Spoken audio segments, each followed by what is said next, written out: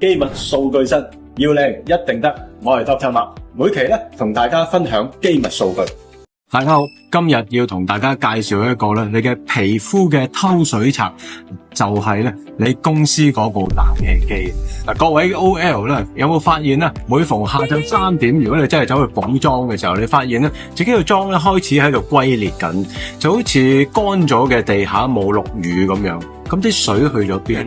香港嘅天文台就發現咧，原來辦公室嘅冷氣口咧，其實佢濕度只有35%，就好似喺沙漠邊緣嘅一啲情況咁樣，非常之乾燥。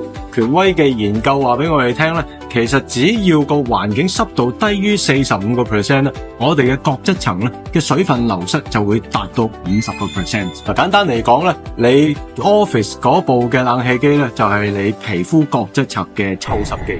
嗱，根據咧 Journal of Investigative Dermatology 嘅論文咧，佢喺2017年嘅時候發表過，就發現咧，我哋嘅膠原網咧就會開始咧下陷。皮膚嘅彈性咧就會因此咧下降咗41.7%。重點嚟啦，你嘅皮膚咧其實唔單止係爆拆咁簡單喎，其實咧係會扯爛你成個基底入邊嘅一啲角質層嘅膠原網。呢個咧先至係我哋嘅皺紋元兇。點樣對抗咧呢一個冷氣機呢一個偷水賊咧咁樣？關鍵在於點樣持久咁樣咧為我哋嘅皮膚咧保濕喎。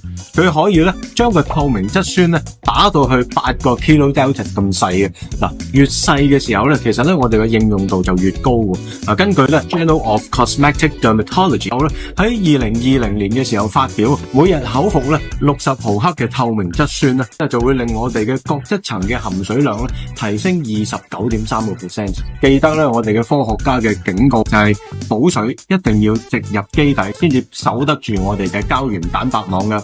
千祈唔好做辦公室嘅人哥。基底有料到 ，follow 我哋先知道。記得撳埋個鐘仔，將我哋條片分享俾同你一齊想變靚嘅朋友仔。下一集再同大家一齊開機密。